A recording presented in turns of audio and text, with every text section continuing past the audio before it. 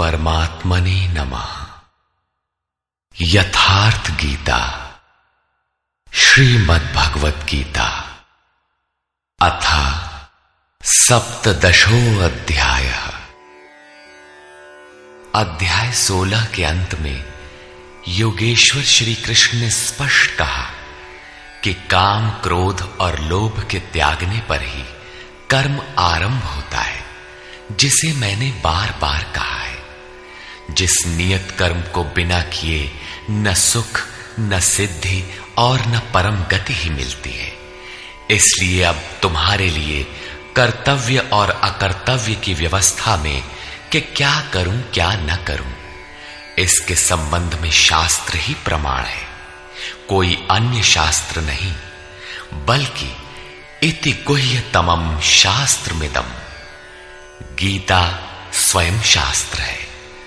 अन्य शास्त्र भी हैं, किंतु यहां इसी गीता शास्त्र पर दृष्टि रखें, दूसरा न ढूंढने लगे। दूसरी जगह ढूंढेंगे तो ये क्रमबद्धता नहीं मिलेगी, अतः भटक जाएंगे। इस पर अर्जुन ने प्रश्न किया। अर्जुन उवाच,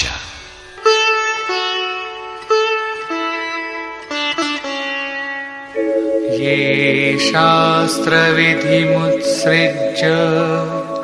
यजन्ते श्रद्धयान्विताः तेषां निष्ठा तु का कृष्ण सत्वमाहो रजस्तमः। हे श्री कृष्ण, जो मनुष्य शास्त्र विधि को छोड़कर श्रद्धा सहित यजन करते हैं, उनकी गति कौन सी है? सात्विकी है, राजसी है अथवा तामसी है? यजन में देवता, यक्ष, भूत इत्यादि सभी आ जाते हैं। श्री भगवान वाच,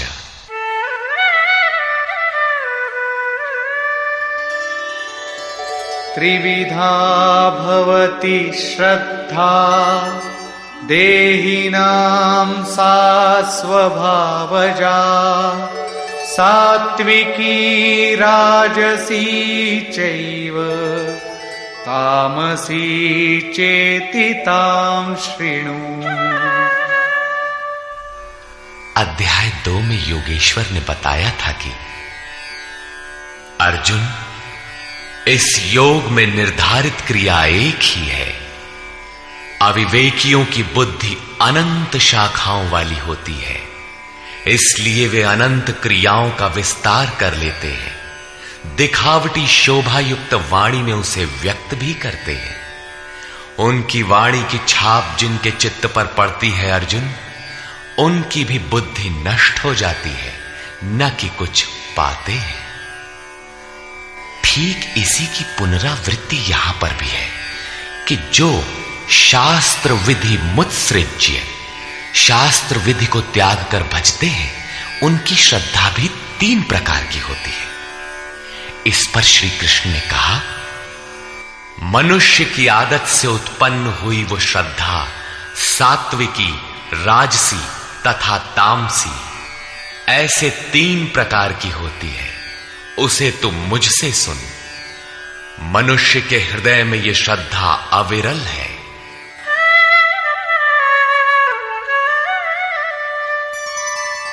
सत्वानुरूपा सर्वस्य श्रद्धा भवति भारत श्रद्धामयोऽयं पुरुषो यो यच्छ्रद्धः स एव सः। हे भारत, सभी मनुष्यों की श्रद्धा उनके चित्त की वृत्तियों के अनुरूप होती है। ये पुरुष श्रद्धामय है, इसलिए जो पुरुष जैसी श्रद्धा वाला है वो स्वयं भी वही है। प्रायः लोग पूछते हैं, मैं कौन हूं? कोई कहता है मैं तो आत्मा हूं, किंतु नहीं। यहां योगेश्वर श्री कृष्ण कहते हैं कि जैसी श्रद्धा, जैसी वृत्ति, वैसा पुरुष। गीता योग दर्शन है, महर्षि पतंजलि भी योगी थे, उनका योग दर्शन है। योग है क्या? उन्होंने बताया, योगश्चित्त वृत्ति निरोधा, चित्त की वृत्तियों का सर्वथा रुक जाना योग है। किसी ने परिश्रम करके रोक ही लिया तो लाभ क्या है? तदा द्रष्टुः स्वरूपे वस्थानम, उस समय ये दृष्टा जीवात्मा अपने ही शाश्वत स्वरूप में स्थित हो जाता है। क्या स्थित होने से पूर्व ये मलिन था? पतंजलि कहते हैं, वृत्ति सारूप्य मित्रत्र, दूसरे समय में जैसा वृत्ति का रूप है वैसा ही वो दृष्टा है। यहां योगेश्वर श्री कृष्ण कहते हैं, ये पुरुष श्रद्धामय है, श्रद्धा से ओतप्रोत, कहीं न कहीं श्रद्धा अवश्य होगी, और जैसी श्रद्धा वाला है वो स्वयं भी वही है। जैसी वृत्ति वैसा पुरुष। अब तीनों श्रद्धाओं का विभाजन करते हैं। यजन्ते सात्विका देवान् यक्षरक्षांसि राजसाः प्रेतान् भूतगणांश्चान्ये यजन्ते तामसा जनाः। उनमें से सात्विक पुरुष देवताओं को पूजते हैं, राजसी पुरुष यक्ष और राक्षसों को पूजते हैं, तथा अन्य तामस पुरुष प्रेत और भूतों को पूजते हैं। वे पूजन में अथक परिश्रम भी करते हैं।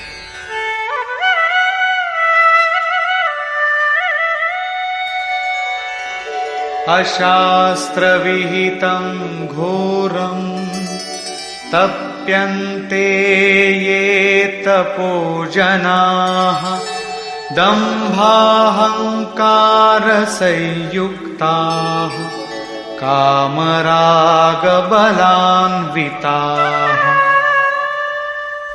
वे मनुष्य शास्त्र विधि से रहित घोर कल्पित अर्थात कल्पित क्रियाएं रचकर तप तपते हैं। दंभ और अहंकार से युक्त, कामना और आसक्ति के बल से बंधे हुए, कर्षयन्तः शरीरस्थं भूतग्राममचेतसः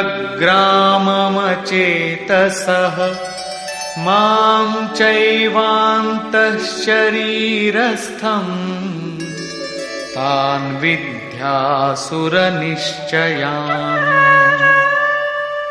वे शरीर रूप में स्थित भूत समुदाय को और अंतःकरण में स्थित मुझ अंतर्यामी को भी कृश करने वाले हैं, अर्थात दुर्बल करने वाले हैं। आत्मा प्रकृति के दरारों में पड़कर विकारों से दुर्बल और यज्ञ साधनों से सबल होती है। उन अज्ञानियों अर्थात अचेतों को निश्चय हेतु असुर जान, अर्थात वे सब के सब असुर हैं। प्रश्न पूरा हुआ।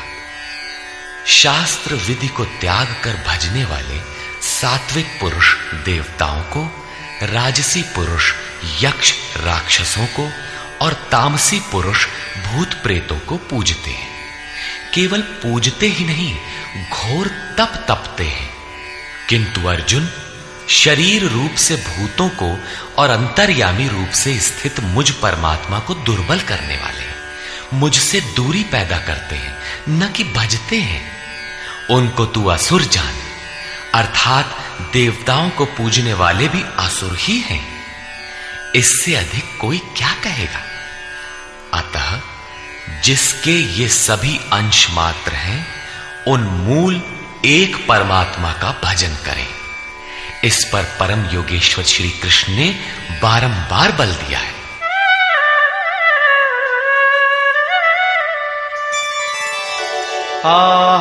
आहारस्त्वपि सर्वस्य त्रिविधो भवति प्रियः यज्ञस्तपस्तथा दानं तेषां भेदमिमं शृणु। अर्जुन, जैसे श्रद्धा 3 प्रकार की होती है, वैसे ही सबको अपनी अपनी प्रकृति के अनुसार भोजन भी 3 प्रकार का प्रिय होता है, और वैसे ही यज्ञ, तप और दान भी 3-3 प्रकार के होते हैं। उनके भेद को तू मुझसे सुन। पहले प्रस्तुत है आहार। आयुः सत्त्वबलारोग्य सुख प्रीति विवर्धनाः रस्या स्निग्धा स्थिरा हृद्या आहारा सात्विक प्रिया। आयु, बुद्धि, बल, आरोग्य, सुख और प्रीति को बढ़ाने वाले, रस युक्त चिकने और स्थिर रहने वाले तथा स्वभाव से ही हृदय को प्रिय लगने वाले भोज्य पदार्थ सात्विक पुरुष को प्रिय होते हैं। योगेश्वर श्री कृष्ण के अनुसार स्वभाव से हृदय को प्रिय लगने वाला, बल, आरोग्य, बुद्धि और आयु बढ़ाने वाला भोज्य पदार्थ ही सात्विक है। जो भोज्य पदार्थ सात्विक है, वही सात्विक मनुष्य को प्रिय होता है। कट्वं ललवणात्युष्ण तीक्ष्ण रूक्ष विदाहिनः आहारा राजसस्येष्टा दुःख शोकामय प्रदाः। कड़वे, खट्टे, अधिक नमकीन, अत्यंत गर्म, तीखे, रूखे, दाहकारक और दुख, चिंता तथा रोगों को उत्पन्न करने वाले आहार राजस पुरुष को प्रिय होते हैं।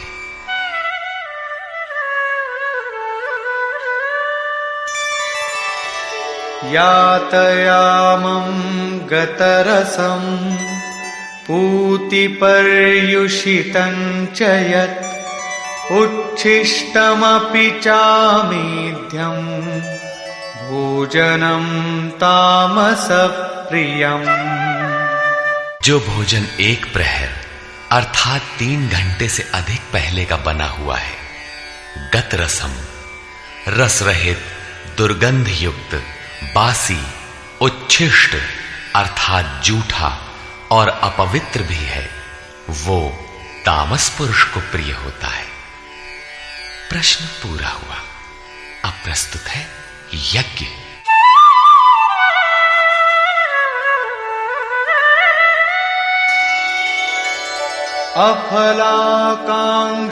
अफलाकांक्षिभिर्यज्ञो विधिदृष्टो य ईज्यते यष्टव्यमेवेति मनः समाधाय स सात्विकः।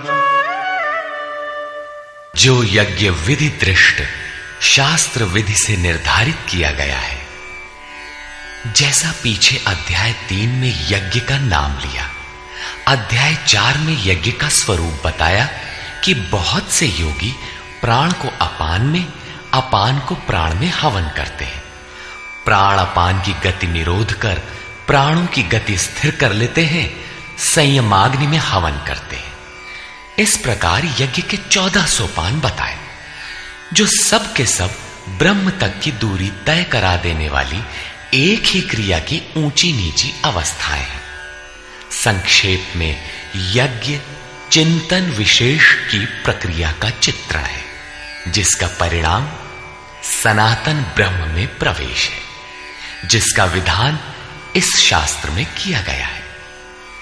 उसी शास्त्र विधान पर पुनः बल देते हैं कि अर्जुन, शास्त्र विधि से नियत किए हुए जिसे करना ही कर्तव्य है तथा जो मन का निरोध करने वाला है, जो फल को न चाहने वाले पुरुषों द्वारा किया जाता है, वो यज्ञ सात्विक है।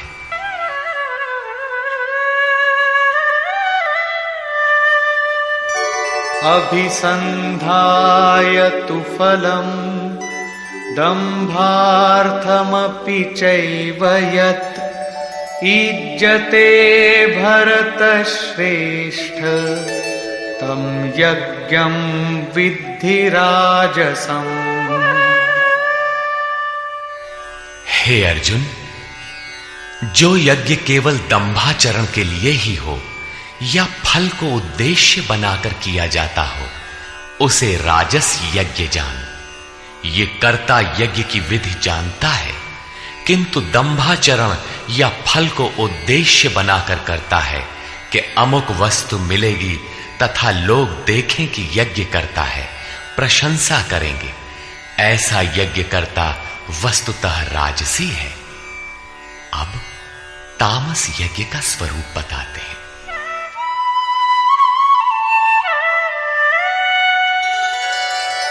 विधिहीनमसृष्टान्नम् मन्त्रहीनमदक्षिणम् श्रद्धाविरहितं यज्ञम् तामसं परिचक्षते।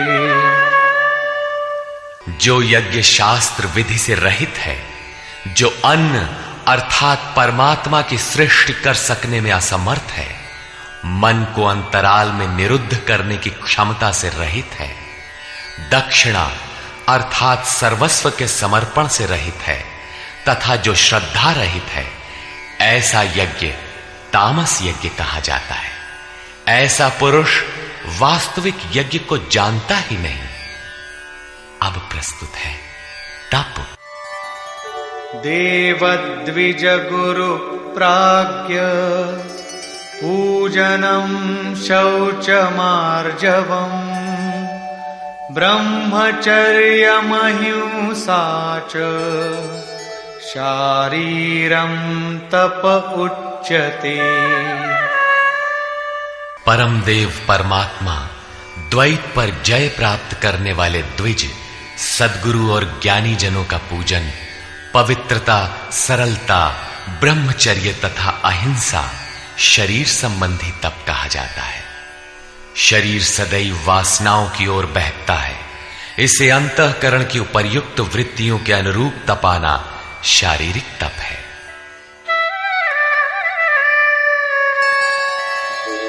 अनुद्वेगकरं वाक्यं सत्यं प्रियहितं च यत् स्वाध्यायाभ्यसनं चैव वाङ्मयं तप उच्यते। उद्वेग न पैदा करने वाला, प्रिय, हितकारक और सत्य भाषण तथा परमात्मा में प्रवेश दिलाने वाले शास्त्रों के चिंतन का अभ्यास, नाम जप, ये वाणी संबंधी तप कहा जाता है। वाणी विषयोन्मुख विचारों को भी व्यक्त करती रहती है। इसे उस ओर से समेटकर परम सत्य परमात्मा की दिशा में लगाना वाणी संबंधी तप है। अब मन संबंधी तप देखें।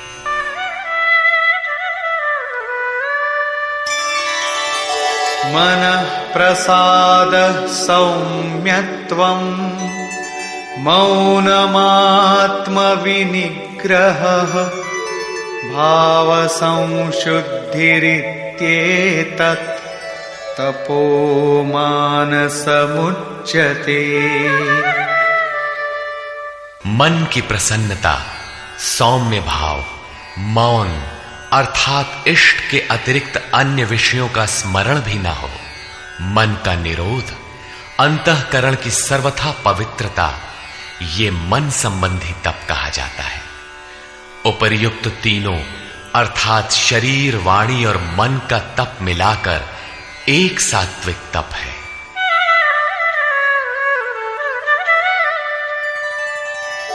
श्रद्धया परया तप्तं तपस्तत्त्रिविधं नरैः अफलाकांक्षिभिर्युक्तैः सात्विकं परिचक्षते। फल को न चाहते हुए अर्थात निष्काम कर्म से युक्त पुरुषों द्वारा परम श्रद्धा से किए हुए उपर्युक्त तीनों तपों को मिलाकर सात्विक तप कहते हैं। अब प्रस्तुत है राजस तप।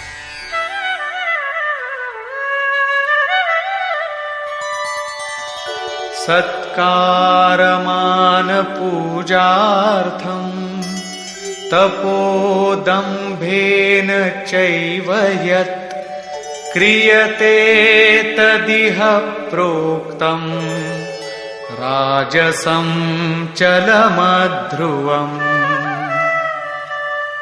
जो तप सत्कार, मान और पूजा के लिए अथवा केवल पाखंड से ही किया जाता है, वो अनिश्चित एवं चंचल फल वाला तप राजस कहा गया है। मूढ़ग्राहेणात्मनो यत् पीडया क्रियते तपः परस्योत्सादनार्थं वा तत्तामसमुदाहृतम्। जो तप मूर्खता पूर्वक हठ से मन, वाणी और शरीर की पीड़ा सहित अथवा दूसरे का अनिष्ट करने के लिए बदले की भावना से किया जाता है, वो तप तामस कहा गया है। इस प्रकार सात्विक तप में शरीर, मन और वाणी को मात्र इष्ट के अनुरूप ढालना है। राजस तप में तप की क्रिया वही है, किंतु दंभ मान सम्मान की इच्छा से तपते हैं। प्रायः महात्मा लोग घर बार छोड़ने के बाद भी इस विकार के शिकार हो जाते हैं। और तीसरा तामसी तप अविधि पूर्वक होता है, दूसरों को पीड़ा पहुंचाने के दृष्टिकोण से होता है। अब प्रस्तुत है दान।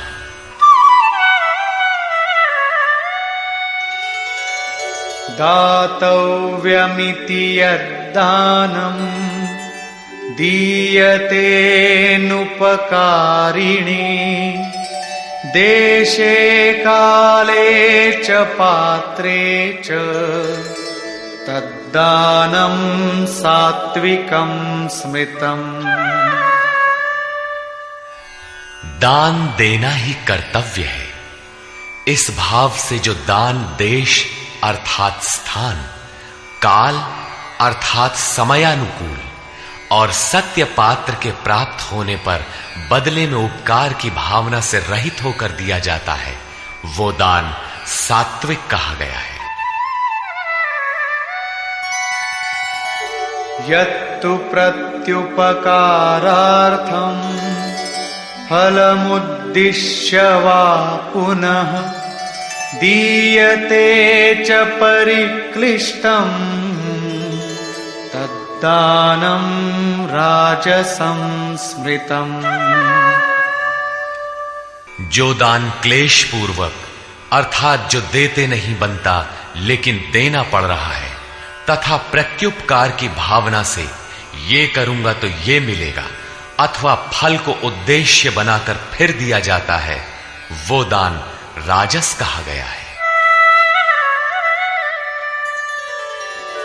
अदेश काले यद्दानम् अपात्रेभ्यश्च दीयते असत्कृतमवज्ञातम् तत्तामसमुदाहृतम्।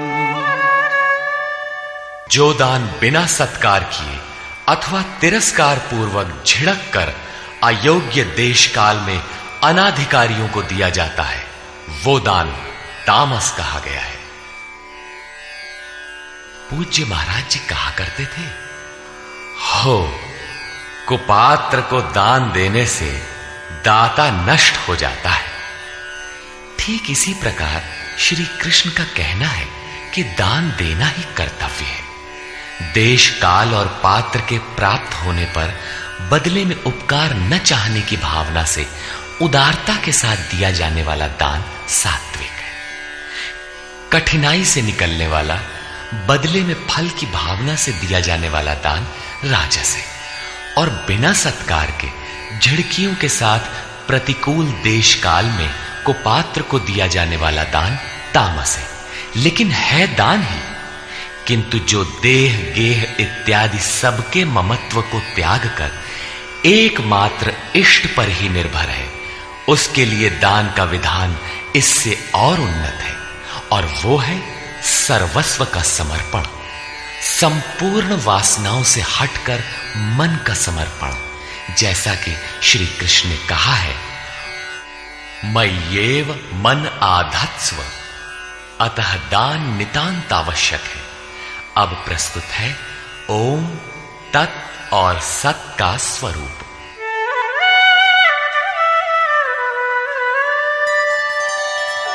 ॐ तत्सदिति निर्देशो ब्रह्मणः त्रिविधः स्मृतः ब्राह्मणास्तेन वेदाश्च यज्ञाश्च विहिताः पुरा। अर्जुन, ओम, तत् और सत ऐसा 3 प्रकार का नाम ब्रह्मणः निर्देशः स्मृतः, ब्रह्म का निर्देश करता है, स्मृति दिलाता है, संकेत करता है और ब्रह्म का परिचायक है। उसी से पुरा, पूर्व में अर्थात आरंभ में ब्राह्मण, वेद और यज्ञादि रचे गए हैं, अर्थात ब्राह्मण, यज्ञ और वेद ओम से पैदा होते हैं। ये योग जन्य है, जन्मना नहीं। ओम के सतत चिंतन से ही इनकी उत्पत्ति है और कोई तरीका नहीं है।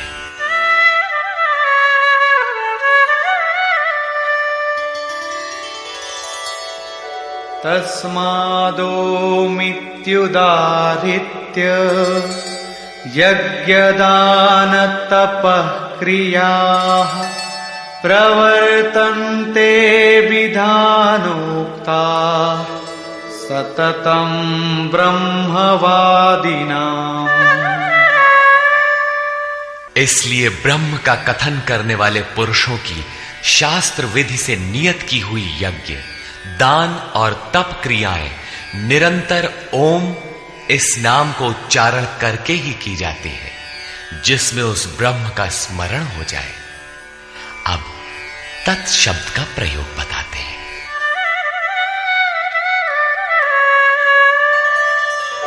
तदित्यनभिसन्धाय फलं यज्ञतपः क्रियाः दानक्रियाश्च विविधाः क्रियन्ते मोक्षकांक्षिभिः। तत् अर्थात वो, अर्थात परमात्मा ही सर्वत्र है। इस भाव से फल को न चाहकर शास्त्र द्वारा निर्दिष्ट नाना प्रकार की यज्ञ, तप और दान की क्रियाएं परम कल्याण की इच्छा करने वाले पुरुषों द्वारा की जाती है। तत् शब्द परमात्मा के प्रति समर्पण सूचक है, अर्थात जब तो ओम का कीजिए, यज्ञ, दान और तप की क्रियाएं उस पर निर्भर होकर करें। अब सत के प्रयोग का स्थल बताते हैं।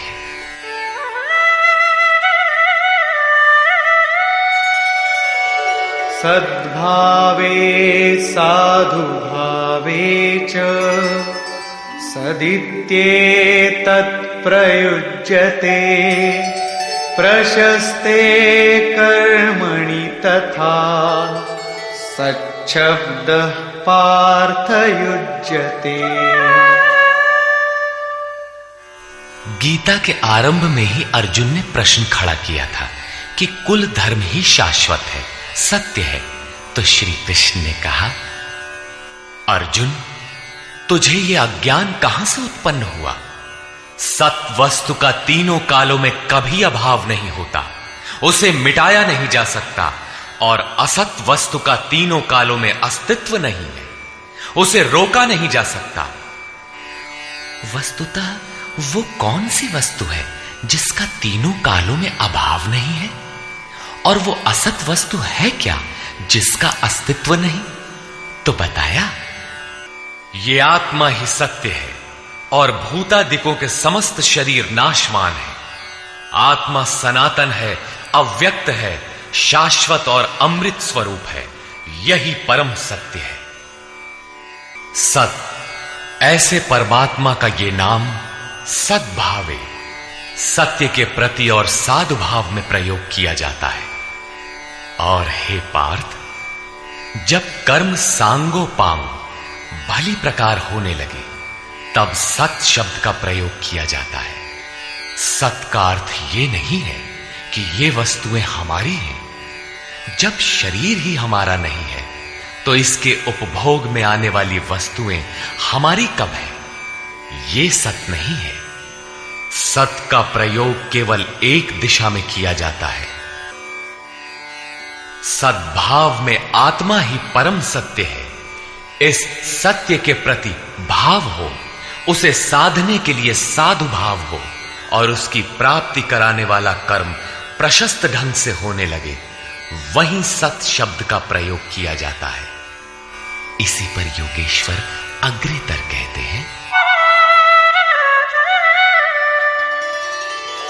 यज्ञे तपसि दाने च स्थितिः सदिति चोच्यते कर्म चैव तदर्थीयम् सदित्येवाभिधीयते। यज्ञ, तप और दान को करने में जो स्थिति मिलती है, वो भी सत्य है, ऐसा कहा जाता है। तदर्थीयम, उस परमात्मा की प्राप्ति के लिए किया हुआ कर्म ही सत्य है, ऐसा कहा जाता है। अर्थात उस परमात्मा की प्राप्ति वाला कर्म ही सत्य है। यज्ञ, दान, तप तो इस कर्म के पूरक है। अंत में निर्णय देते हुए कहते हैं कि इन सब के लिए श्रद्धा आवश्यक है।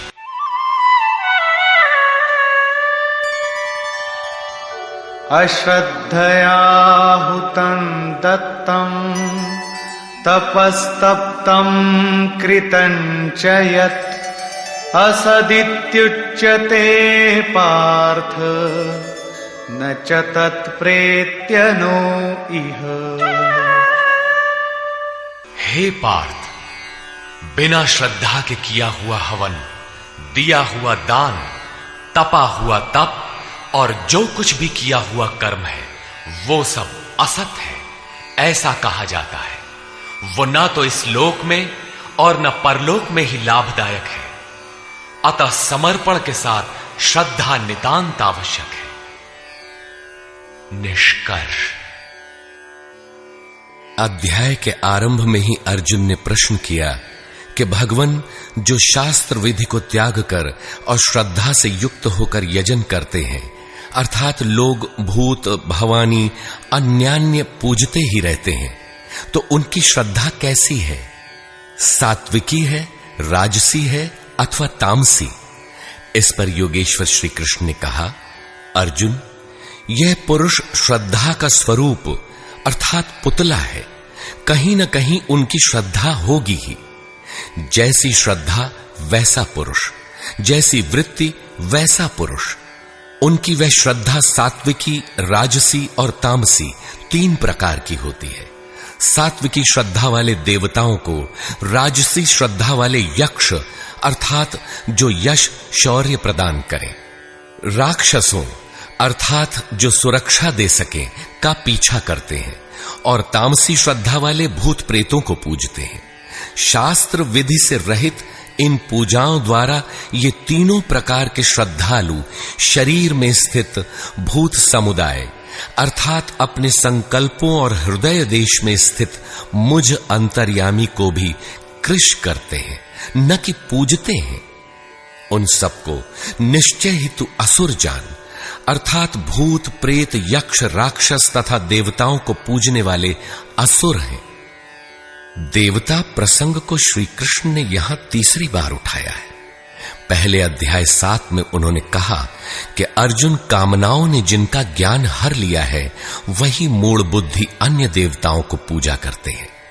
दूसरी बार अध्याय 9 में उसी प्रश्न को दोहराते हुए कहा, जो अन्यान्य देवताओं की पूजा करते हैं वे भी मुझे ही पूजते हैं। किंतु उनका वह पूजन अविधि पूर्वक अर्थात शास्त्र में निर्धारित विधि से भिन्न है, अतः वह नष्ट हो जाता है।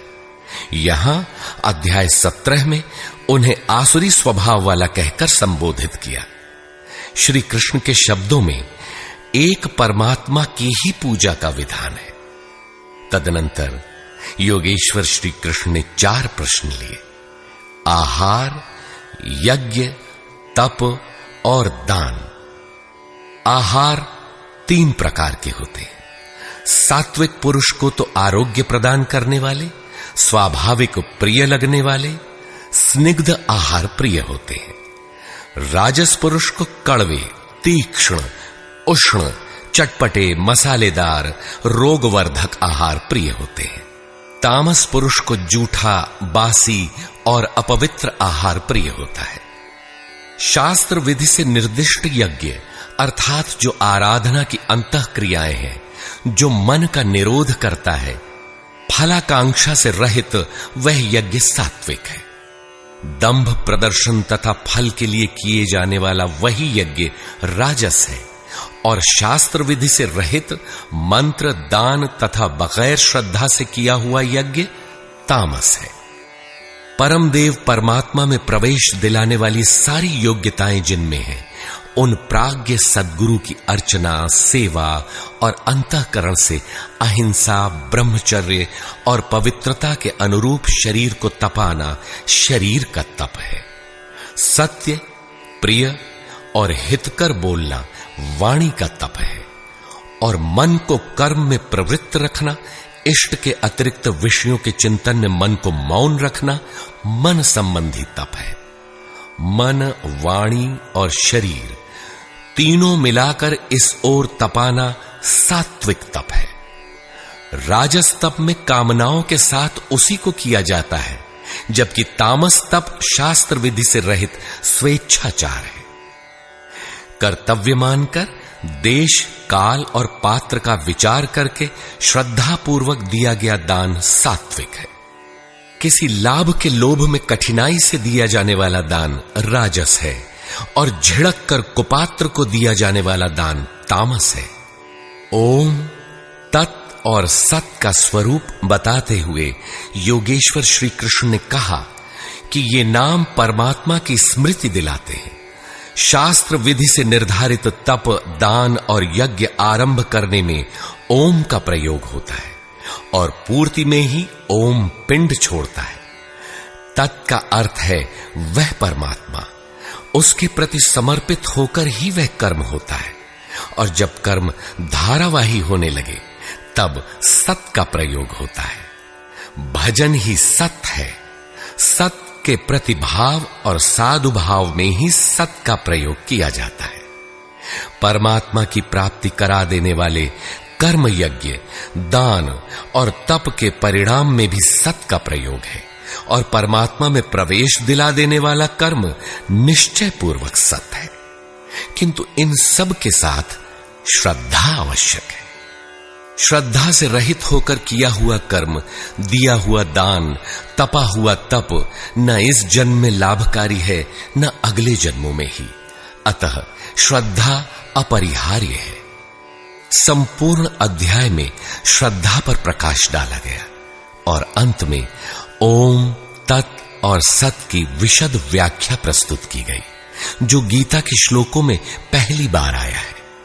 अतः ओम तत्सदिति श्रीमद्भगवद गीता सूपनिषत्सु ब्रह्म विद्यायाम योग शास्त्रे श्री कृष्ण अर्जुन संवादे ओम तत्सत् श्रद्धात्रय विभाग योगो नाम सप्तदशो अध्याय।